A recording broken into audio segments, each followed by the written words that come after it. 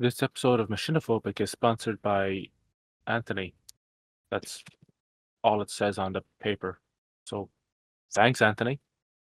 Now on with the episode.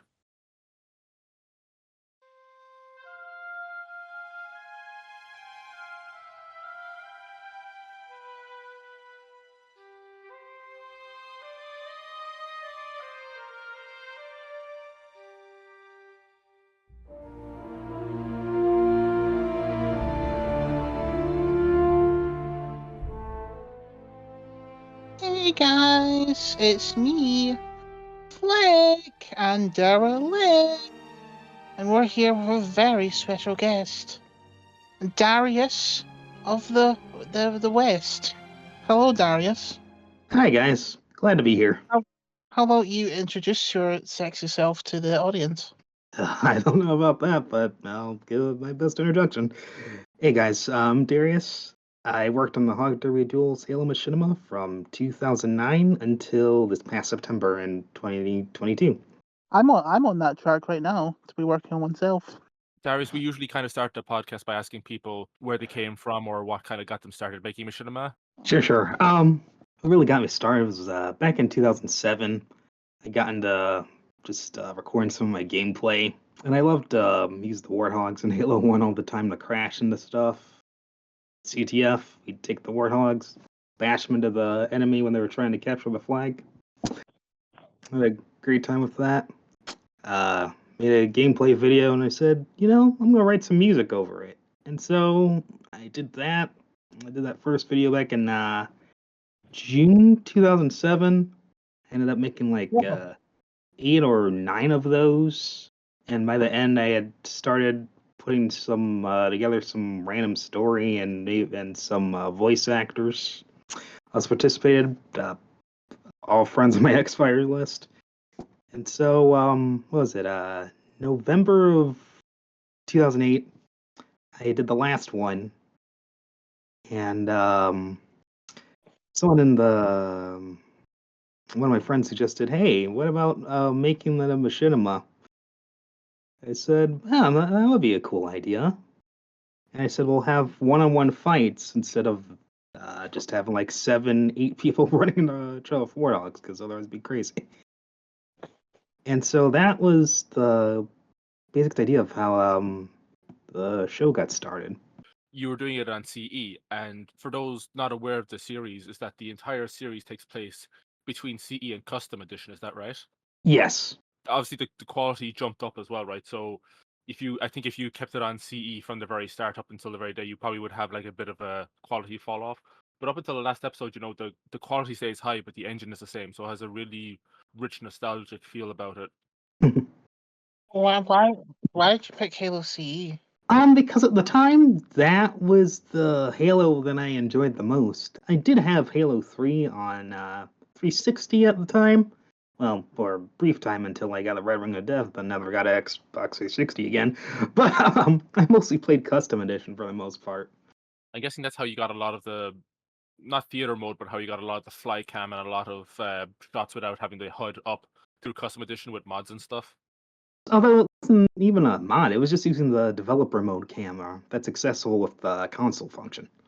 The other really interesting thing about your work is that, kind of like John, is that you compose all of your own soundtracks yourself. So I really wanted to talk about that for a bit, if you want to. Sure, of course. So were you practicing music and doing all that before you started Machinima? Yes, I started writing music back in either 2000 or 2001. I was trying to make my own video game, and I wanted to try and learn about the art, the programming, music, anything there was to do with it. Trying to learn the art was just too flippin' hard. I remember trying to draw a running animation and trying to draw the pose where they run forward with the one arm and the one leg, and the other arm and other leg just hurt my brain. Programming also hurt my brain, so I just decided, you know what? Why don't I just try and make some music? And I went for it one night. Started messing around with just the general MIDI, or the instruments that get included with your every version of Windows.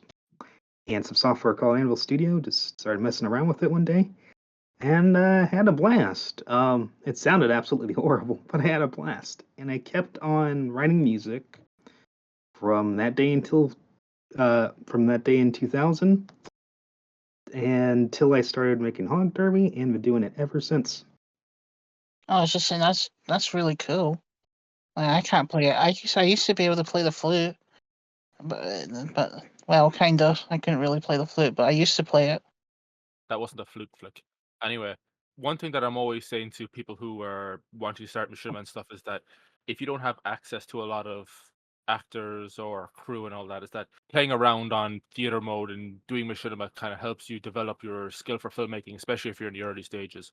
Would you say that working on Hog Derby duels allowed you to kind of chip away at your music skill and kind of get it to the stage, get it to where you are now? Or do you think you would have kind of still gotten to that stage without applying your music knowledge to Hog Derby duels? No, I think it really helped me try to understand what it's like to score the picture. Like all of our other interviewees so far, that Darius has allowed us to feature his music in some of the RBB tolls as well, which really brought those up as well. All right, really? Yeah, I think it was the first one. It was for Voyager Art Scene, where they're going up on the beach. I think is it the episode Recon where Chief gets the recon and he's showing off to the team. But anyway, yeah, it's the thing I like about Darius and a lot of the other creators that we've interviewed is that he appreciates the art of collaboration and kind of working with people and how different art forms complement each other. The majority of the script writing for duels was done by my friend Android Weaver. We should also mention that the series is now complete and that the whole thing is available to watch on your channel. But you have also managed to come out the other end of that series with composing soundtracks for video games like the game Aquadyne. Is it Aquadyne or Aquadyne? Still not sure. I think it's Aquadyne, but I'm not sure. Because I want to mention that because obviously your music has grown so much now that you're doing it on other projects as well, and that's always a great thing to see. Where, as much as I love Machinima, it's good to see people take the skills that they've developed in that scene and apply it to other mediums and disciplines as well. And in the beginning, you wanted to make your own video game, and then you went into making Machinima, and now you've made a soundtrack for a video game. Like when you watched the series, is there anything that kind of came to mind when you were watching Hog Derby duels? How did you control the characters then if you are a one-man show with all the people? Okay, so I wasn't a one-man show the entire time. So what was it? Okay, so back in 2008, in November, at the very end, I had just signed my Machinima contract, and it was time to start working on the episodes. And then a few of my ex-friends suggested that, hey, we should make a clan for it. And so I think one of the other people, who was it?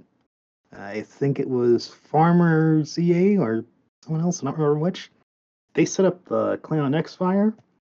And so it was originally just myself and maybe 10 to 20 other people who we knew. And all those people were mostly body actors. The body actors seem to behave. You got a lot of work done. I have a lot of respect for anyone who can get a collection of body actors to, follow direction and behave themselves for the most part. We also have to talk about the corporate elephant in the room, which is Machinima.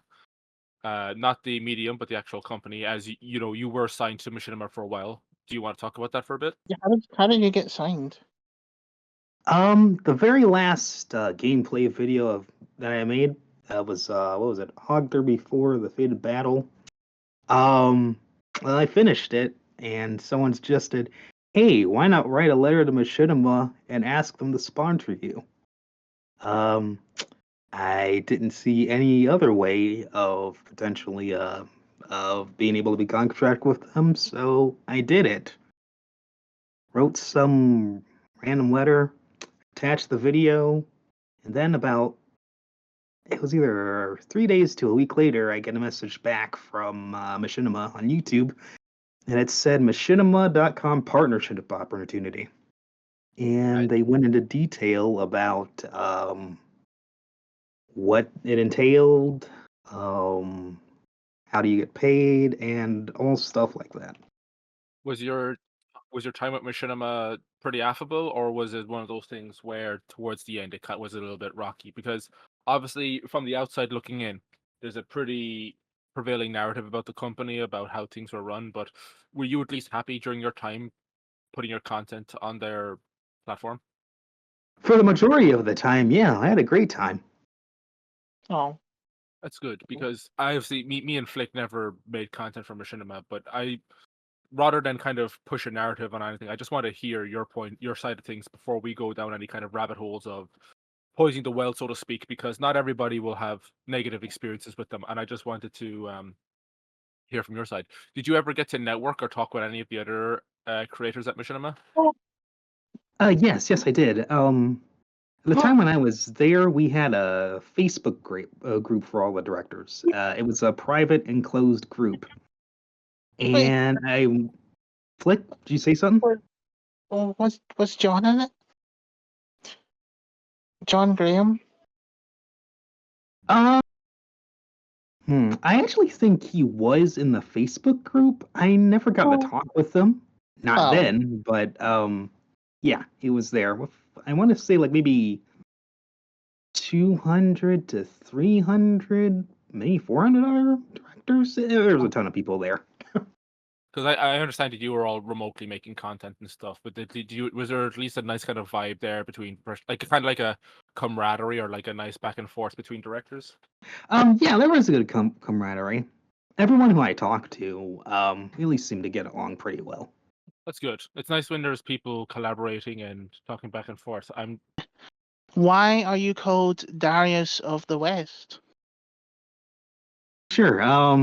Not a particularly interesting story, but I was trying to sign up for what was I signing up for? I think maybe the Shenmue Dojo or some type of GameSpot forum at the time, and I needed to come up with a username. So I just took my middle name, Darius, and just randomly added of West to it, and that's what I ended up coming up with. And I kept that consistent on Xbox Live, and I guess it's pretty much what I'm known as now. In regards to Machinima content, would you have any aspirations to make another series similar to how Derby Duels, or even go into a different game engine or even another game series? No, pretty sure that I'm done. You kind of just did everything you wanted to do with the Machinima medium and you want to push past that into another medium now?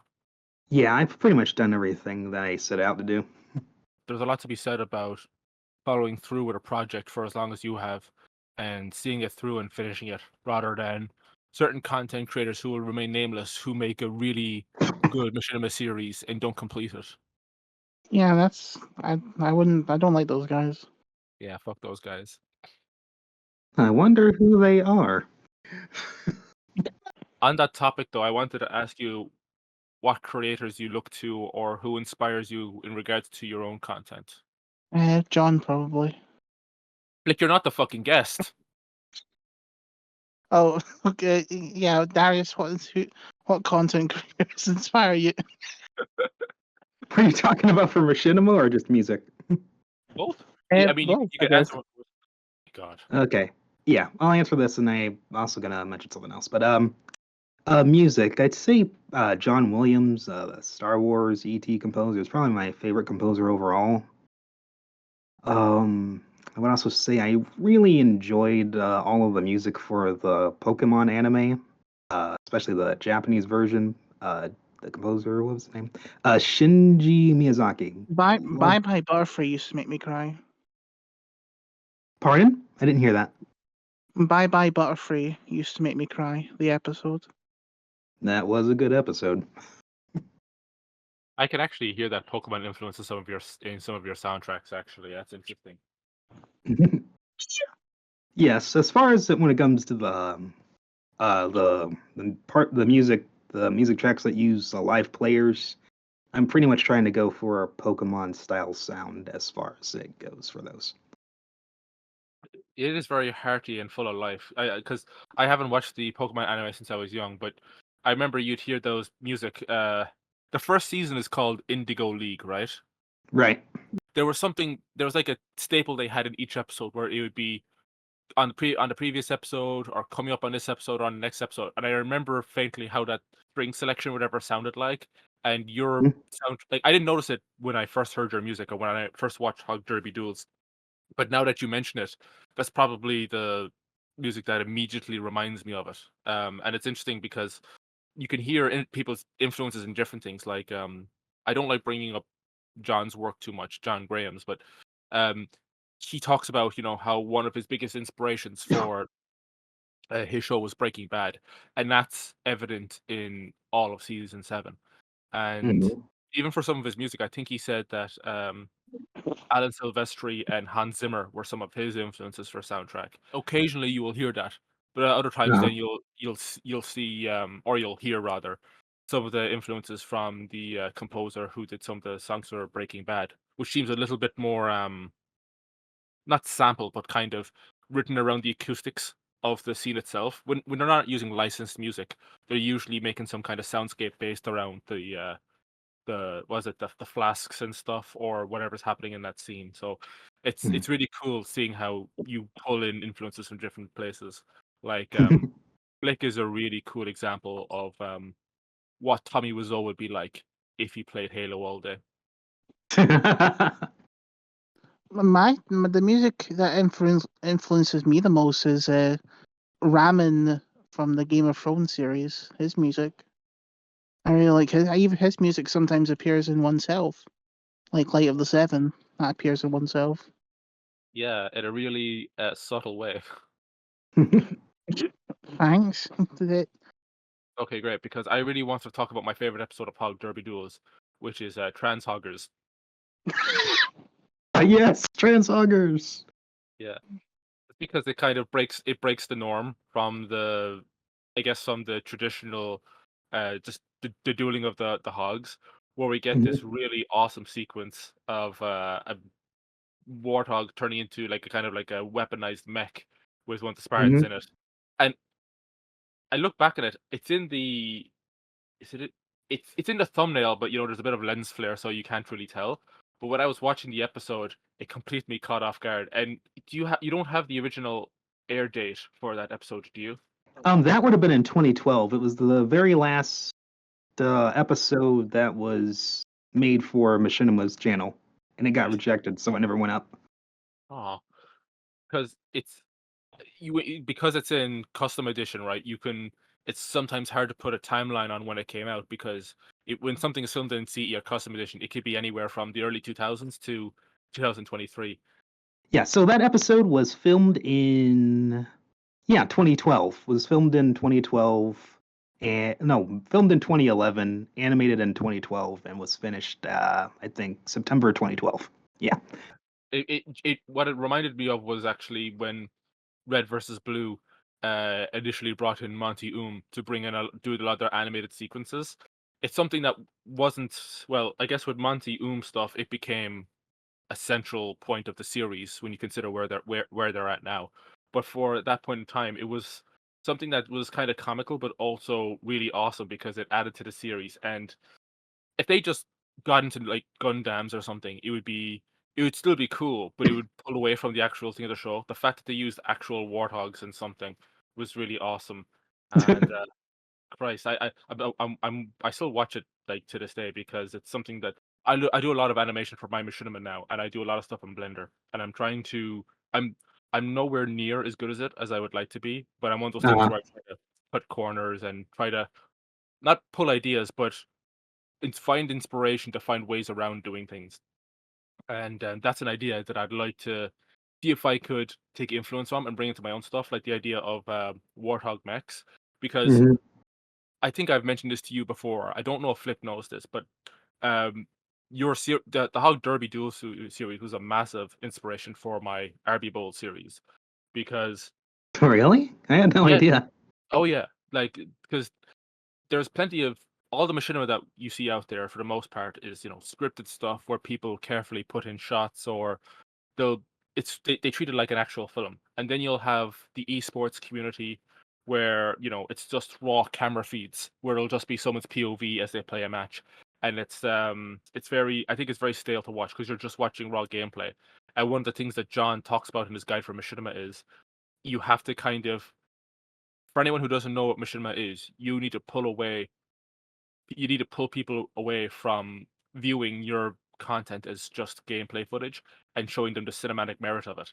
And what I found interesting is that this is specifically for Halo 3 onwards, but Halo leaned so much into the customization aspect of it that you had the ability to tell stories through a character's appearance, like people's. It's very difficult to find two, even and this is going to be for Halo 3 onwards. It was very uncommon to find two Halo 3 players who looked exactly the same if they had unlocked, you know. So I was Yeah. thinking, well, and when you look at all the esports content, even to this day, right? It's everybody wearing uniform armor sets with uniform colors, and I know sometimes you have to do that as a form of like digital jersey for your team, but people don't put in like a narrative aspect to it. And I was thinking about, because Flick is a big fan of WWE, and with WWE they put a lot of emphasis on storytelling with their fights. So I was thinking, okay, so what if I did something like Hog Derby Duels, right, where we have this match, and I understand that some of Hog Derby Duels is like scripted and stuff, but I like the idea of having a match that wasn't scripted, having that match play out in real time like it actually would, and then retroactively kind of write a narrative around that. And that would be like a meeting point for both machinima and esports. Because I think Yeah. whenever I deal with people, because I've done some work for people in esports, and it's like trying to if you talk to a lot of athletes, they're not going to understand like what a 3-act structure is, or they're not going to know about like the nuances of script writing, and you can't expect them to because that's not their line of work. But Right. when I dealt with people in esports, it seemed like there was like a fundamental lack of understanding or respect for like the machinima scene. I earnestly don't think that theater mode was made for esports. I think it was made in the wake of Red versus Blue, and for people that bring storytelling stuff forward, because there's a bunch of games that have no theater mode and they have a much stronger esports scene than Halo. If you want to do Yeah. esports, you can just do the POV stuff. But there's this kind of, if you intersect the machinima stuff with the esports stuff, I think you can have a degree of storytelling that would hype people up for matches in the same way that you have. I mean, I think is it the Boogie and Wings of Redemption fight is this weekend, and those guys have almost never dealt with each other, but they've built up this whole like storytelling stuff about them coming together, and even did it with the creator clash as well, where you just bring up these personalities. And the problem with esports is that none of these fuckers have any personalities. So we all have our favorite football teams. Like some people will like Manchester United, people like Real Madrid or wherever. You're invested in those teams. Who does transfers and who goes back and forth between those teams? I see people pretend to be invested about esports teams, but I don't ever hear about how, oh, fucking FaZe Jonathan went over to Optic or whatever. I don't think it's as interesting. So there's no reason why you can't use machinima to like, it's not to like create characters or whatever, but just like build people up. So that's what Arbibo was based on. That was just like getting people who already had big personalities, embellishing them, and then Yeah. having them go head to head. Because the thing is, right, when you play football, people usually just, a coach will put you in a striker position or a quarterback or something. They'll put you in a role that's best suited to your ability. Whereas when you put someone, like if it's MMA or it's boxing and stuff, I personally feel like combat sports reflect so much on your instinctual nature and stuff. And I think that definitely goes for Halo as well, right? Right. Because me and Flick were talking about someone in the John CJG fan server before we started today. Yeah. We're not going to name them, but someone who should definitely not be banned. Um, they've done a bunch of 1v1s in the server. They went around challenging everybody to a 1v1, and they got laid out every single time. And it's because they had a really combative and confrontational personality. Like they would pick fights with everybody in the server. And it's funny because that irrational mentality fed into their play style as well. And I find it so interesting how people will do that. Like, Vic, do you remember Double Bowl? Oh, I remember that very well, Derelict. Yeah, so The last episode of RB Bowl season 2, I think, was called Double Bowl, and it was the only episode to date that was a 2v2 as opposed to a 1v1. And it was me and Flick versus Kirkland and Chris. Mhm. And Chris is a guy who is very conservative in what he posts in the server in terms of like he doesn't really want to say anything out of place. He doesn't want to like start fights with anybody. But if somebody's being dogpiled, what he'll do is he'll like join on to like be able to like kick down on somebody if he feels like he won't get any pushback on it. And Flick had done a 1v1 with Kirkland in season 1 and lost horribly. And what I found Due to was lag? what'd you say, Flick? Due to lag? No. But anyway, Flick wanted a rematch. So Mhm. my whole philosophy about that was the only way we could do a rematch is if we, up the stakes or it has to make sense. So so I became Flick's teammate and Chris, and we wanted to find a teammate for Kirkland and we couldn't find anybody. And Chris had seen Kirkland beat Flick in Reach and assumed, oh yeah, Flick will be a walk in the park. I'll absolutely kick his ass because first of all he's already lost, and second of all like he's already kind of a punching bag. And we did the match, and as much as we did it in H2A, and as good as I like to think as I am with the game, Flick definitely carried the team, Mhm. and he did the majority of the work, and he completely Fucking, wiped. I fucking And raped him. sure, and the thing is But and the funny thing with Chris is like, Chris was like, initially he thought that Flick was gonna be like some dweeb at Halo that he wouldn't be able to aim or anything, and then Flick was just destroying him, and you could see through his gameplay because we have 4 feeds going at once that Chris was slowly like what was it, how to say, cuddling into the corners and stuff, or like slithering into the corners because he realized that he had bet very fucking incorrectly, but because he realized he had fucked up. But in fairness to Kirkland, I think even Flick would agree with this. Even though Kirkland was losing, he was very consistent with his tactics, and it's not that you shouldn't change your tactics throughout the match, but like Kirkland is a good player, and even though he's like a very like impulsive guy, he's still really fucking good at Halo. But to sum up my TED talk here, I just wanted to say like it's the cool thing about with RB Bowl is that you can put people's personality into their gameplay styles without telling them to do it. Like if I told, Yeah. it's and going back to what I was saying initially is just that the idea of having like the Derby duel and kind of writing a story around that was kind of the basis that I had for the RB Bowl series. So I just wanted to put that out there in case Flick and the audience weren't aware of it. Informative. I enjoyed it. I got 3 kills, he got 1 kill. Chris in that whole match. It just goes to show how silly you can bet on things because I'm not particularly good at Halo myself, but the thing is, you can if you just watch someone's gameplay of them playing matches, you can pick up things. And I'm not invested in esports either, but for the first RB Bowl that I did was Desi Mhm. Bowl, and I Yeah. don't think Desi had gameplay of him. Well, he had footage from Halo Up. I don't think he ever had match footage from games and stuff, but I had practiced like crazy. And I think when you're going against someone, especially in a 1v1, if you're doing a big team battle match, I don't think you have a whole lot of time to make note of how everybody plays. But when you're doing a 1v1, it's just like you don't ever see 2v2 boxing matches or MMA. It's always 1v1. There's a Mhm. huge fucking mental battle going on. It's like Death Note when Light and L are playing tennis and Mhm. they'll just hit the ball back and forth, and then it'll be a half an hour in their heads when they're talking to themselves. You can figure out so much of what's going on inside someone's head during a 1v1. Like Mhm.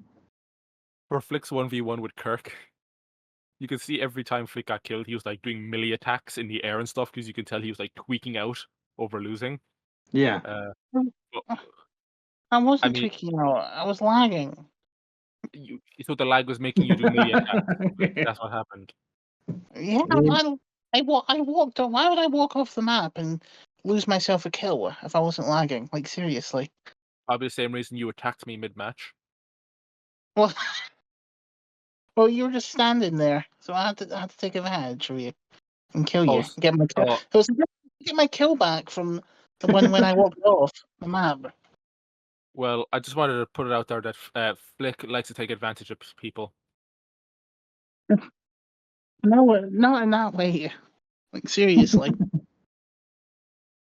Anyway, with Flick, you needed a ref. That's the only way I can get the game footage is by being inside the match. It's a stupid idea, but I have to do it. It sounds so stupid, but there's a little bit of psychology with the RB Bowl stuff where you can because with esports, it's like I hate seeing the same feed that I would see otherwise if I was just watch someone play the fucking game. Yeah, I don't know. It's funny seeing how people will dart their view around and stuff when they're playing and stuff, or get very frantic.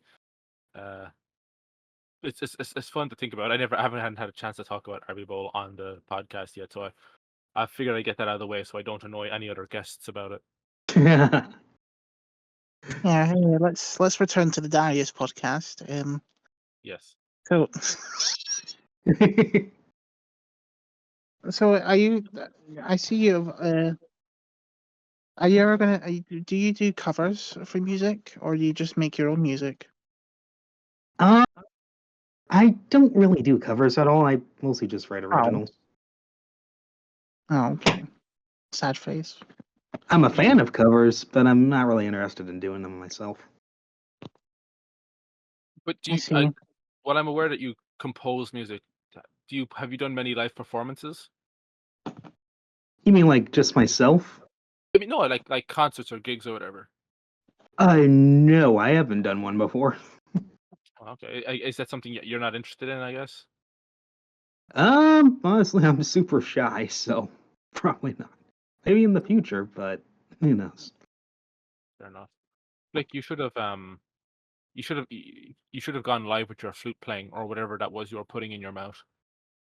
And I don't put a lot of things in my mouth, but I wasn't very good at it. I was actually taking a flute class because I couldn't play the flute very well.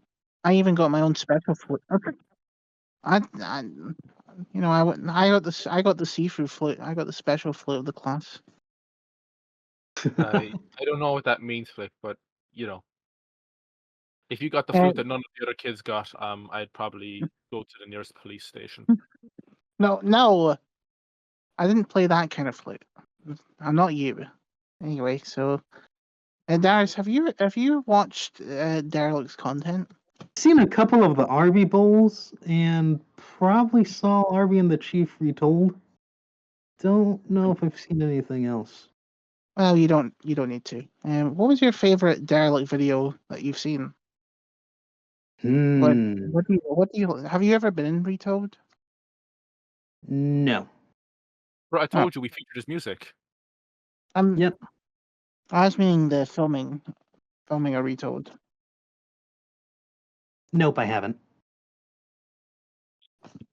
We could have. I mean, we've never had a scene in CE or Custom Edition yet. Although the future is pretty unclear for the Retold series right now. Sad face. Well, Yeah, John refuses to watch Retold, so it's not getting a sequel. Things can change, but that's where things are right now. I want to try some other stuff as well. Fair enough. Like how Flick should probably get his ass in gear with his critically acclaimed show. Yeah, you should maybe you should have you uploaded your music separately, like as separate files?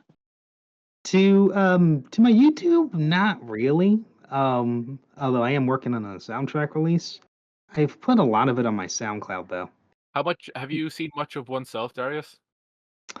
Yes, I want to say I saw the first 6 or so episodes. Oh. No, just like John. But you'll never see the rest. Sigh. I probably saw the second last one too. Oh no, you watch them out of order. Flick is gonna have a stroke. Well, I wouldn't approve of that because it's just going to be too confusing if you watch all order. It'd be like watching the Two Towers, and then watching Fellowship of the Ring. It just wouldn't make any sense. Well, I think it's confusing enough just to watch it in its normal order anyway. Well, I mean, if you're a retard, then yes, it would be confusing. But most people aren't Derelict. Well, enough about the director, Flick. I'm just talking about regular people. No, I mean I know you seem to be the only one that gets confused about it, so I'm just referring to you as the retard, not me. Actually, I'm the one of the people who gets the show. Like, it just took a couple of rounds of therapy to get through it. Oh, you don't need my show's. There's nothing in my show that's traumatic. Like, come on. I seem to You remember really there's a scene with Luxon and the director no. where Luxon the Come Luxon on. says something like oops. That's not even canon anymore. Like Yeah. seriously. Flick is the only Machinima director to ever do patches for his show. There was a bug in the story, Darius, and he tried to patch it out and retcon it. But I have it. I wish I Like, could have done that. Because I do have some things I would have liked the retcon from Duels. I Like mean, you what? can. I've what George Lucas did gets a lot of bad rep, but I actually think remastering your older stuff is not a bad thing to do. I would agree. It makes it better. See, Derelict doesn't like remasters. He doesn't agree with remasters. No. I'm okay with remasters so long as they're additive and not subtractive. If you're gonna take stuff away, don't do it at all. Flick, you Yeah. took away some really good stuff in your show. I would not call that. I would not. The one thing I took away was not good that Derelict. Well, there's more than one thing. I mean, there was one time Aladar said something, and then you had to adjust that No, as well. don't say it here, especially. Like seriously, Alador did not mean to say that word. That was Uh, a mistake in the well, editing. it was yeah.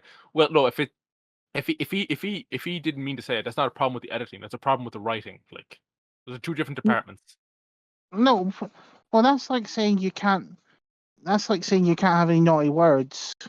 I'd be like, you can't. There isn't. The real world has naughty words. There, like, I think there's never um, been a more clear division between a director and his writing team. In fact, I think this is probably a good time to spotlight the issue of the writer strike over in the United States with the Writers Guild of America, because clearly if Flick is making these kind of cop-outs, there needs to be more representation for writers in TV shows. And hopefully Flick's writing team can get the pay they deserve so they can save the show before it ends. yeah, you could use a writer to be honest. Darius, did you know Derelict like went to film school? I do think he mentioned that, yeah. What do you think about that? Do you think he's a good? Do you think Derelict's a good bishop of here? Yeah, I think he's cool. Interesting. I also So think you're cool too. Oh, I know I'm cool. Are you? You said you were finished with Machinima. Yes. What are you gonna make? Are you gonna make any more stuff like animation, No. live action, Definitely not. That cost money. full stop motion? So you're Um, done as a director? yes, I'm done. Oh, that's kind of sad because you make some pretty good stuff. Like seriously.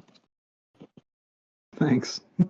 I mean, he still did it. Even if he didn't do any more of it, I think he's still a director. He still directed. He still produced content. That's another kind of notch he can put on his belt. It's cool that he can do that. Have the composer, director, impressive stuff to have on your resume. I mean, do people actually put Machinima director on their resume?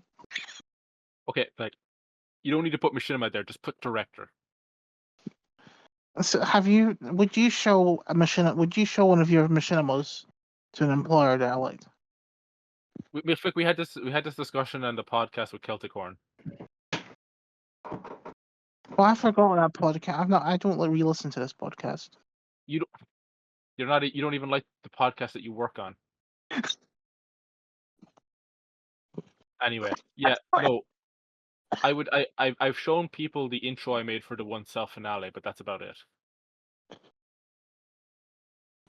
Okay, that's pretty cool. I did like that finale. Yeah. That intro. Yeah, the intro that I spent about a year and a half on that never got a chance to be used. Slide.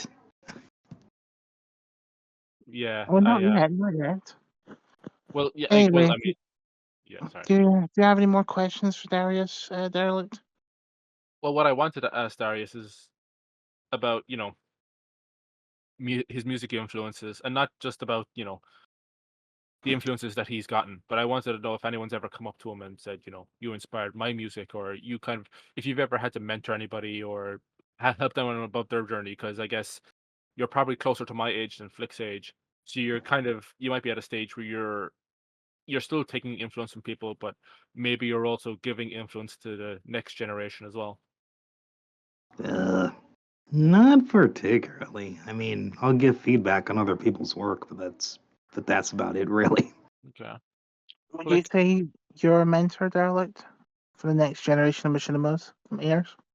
yeah, Flick. I mean, I fed you, I raised you, I bathed you, I sculpted you in my own image, and for somehow you turned out worse than I could have imagined.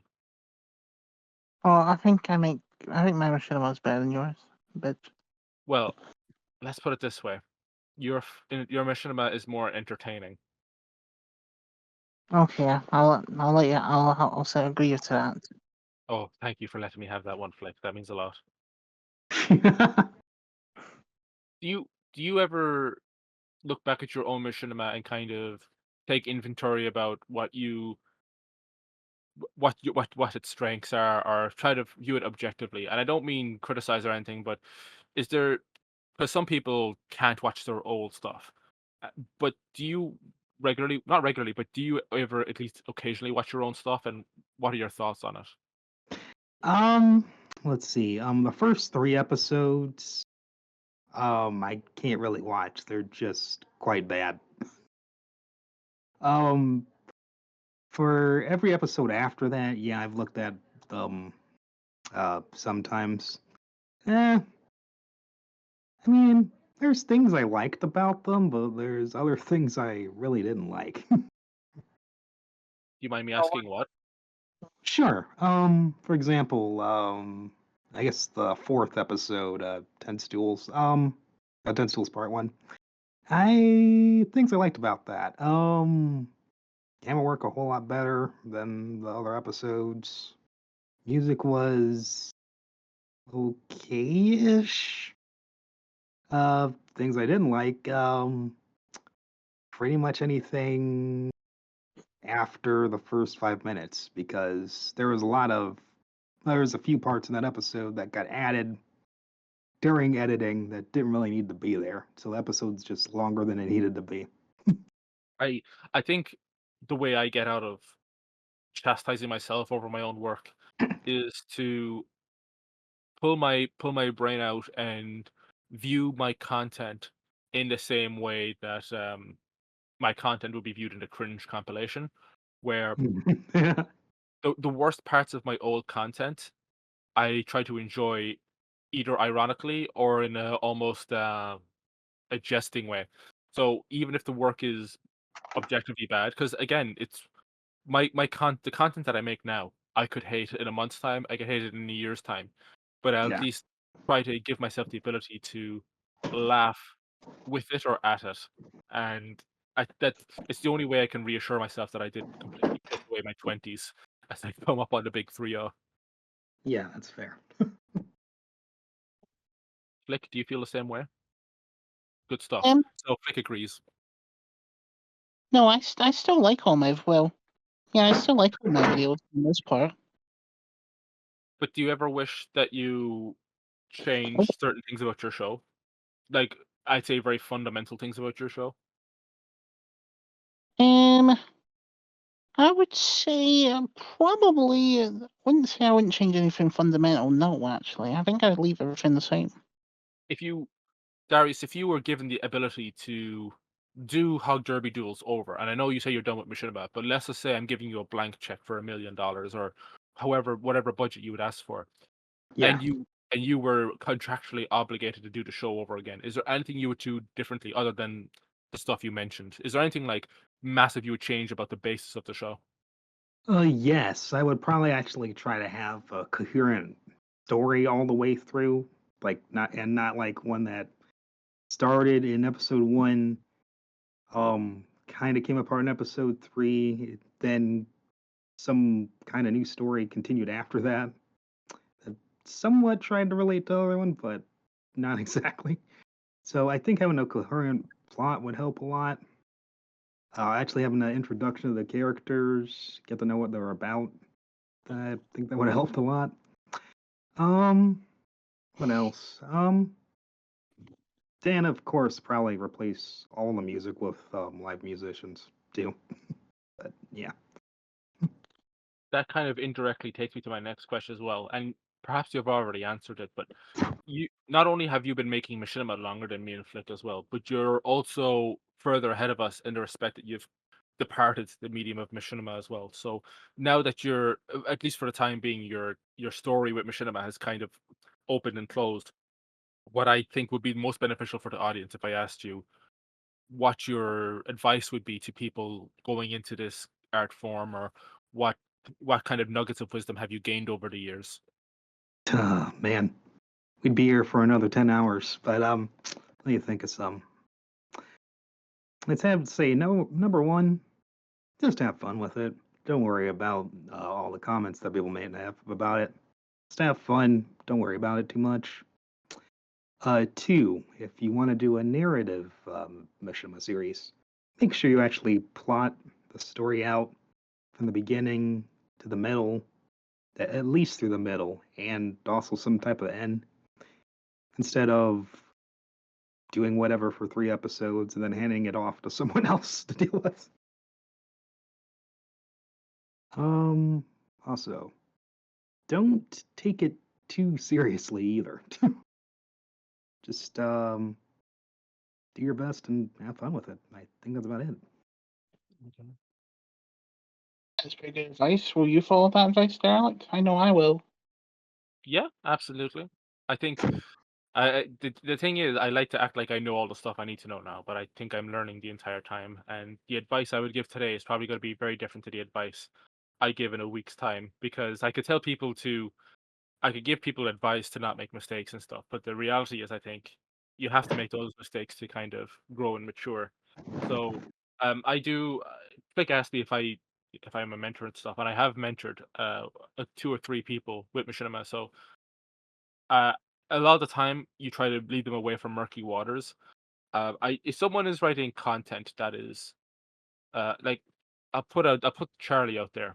D27 Shugu is someone who I've been mentoring for a while now, and they they've gone into different stages of their content, where they went to a content where it was a little bit vacuous and nondescript.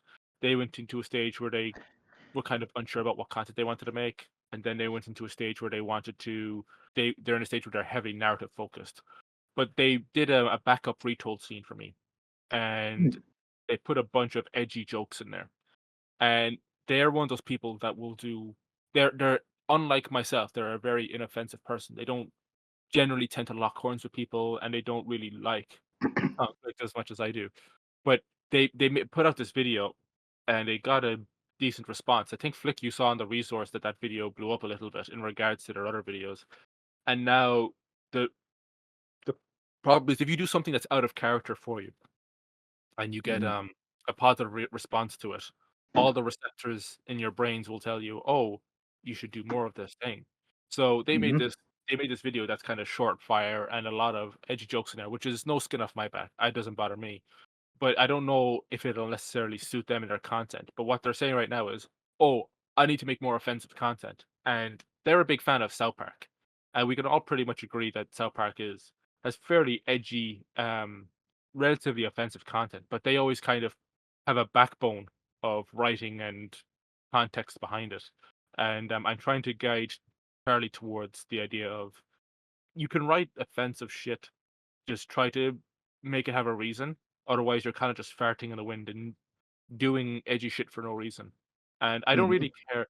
And the thing is, if Charlie wouldn't get cancelled over that stuff, but even if they did, I think they would probably get a little bit. They'd probably just grow from that, you know.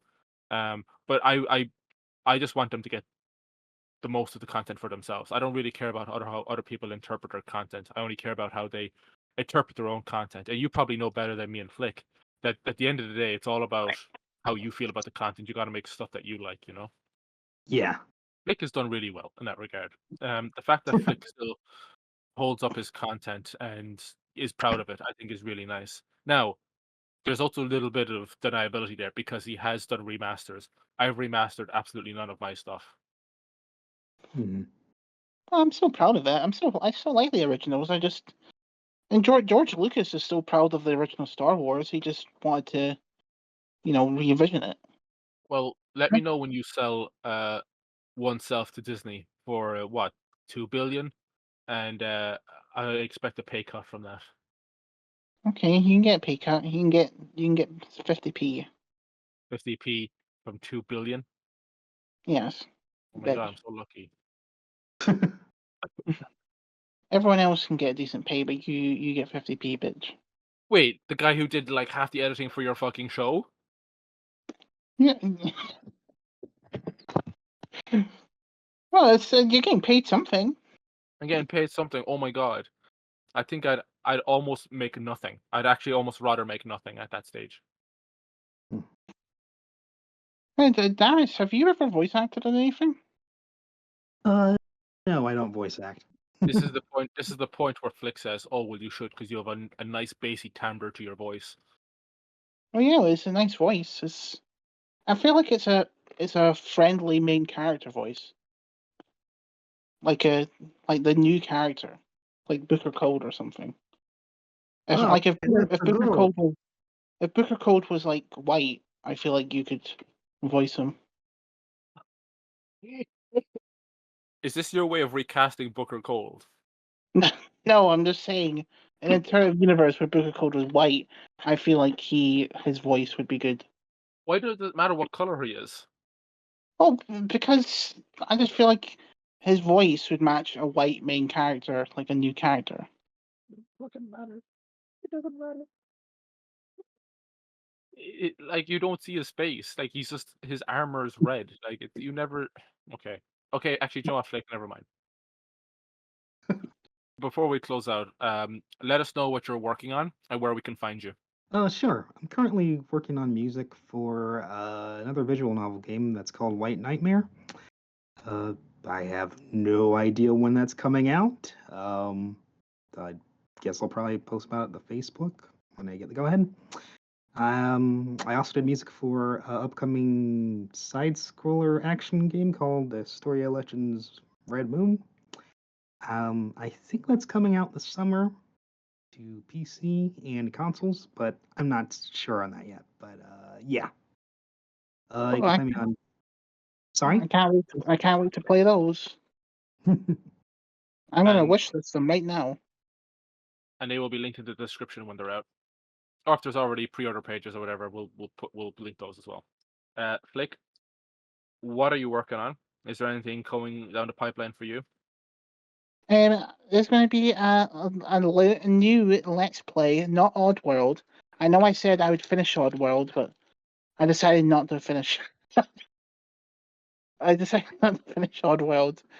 It's kind of apparent for me, but there's a new Let's Play series that I'm starting, and let's just say Disney is involved. That's your clue. Great. Amazing. Fantastic. Shut up. What have you got in the pipeline? RB Retold, season Yay. 2, part 2 is coming out on June 10th. The Guide to Machinima is coming out when it's coming out, working on it day by day. And I'm currently going through all my voice lines for Chewie's 6, going between 2 titles at the moment. And then there's going to be Triple Bowl, the final RB Bowl video, hopefully coming out by the end of the summer. Oh, I guess that's it. Guys. Oh, Flick, Oh, you have to do yeah. you have to do the ending song. Okay. Do do do do do do do do. Machiniphobic. It's over. Do do do do.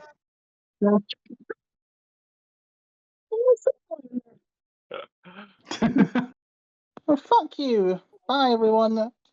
Thank you for listening to Machiniphobic. And always remember, do your laundry.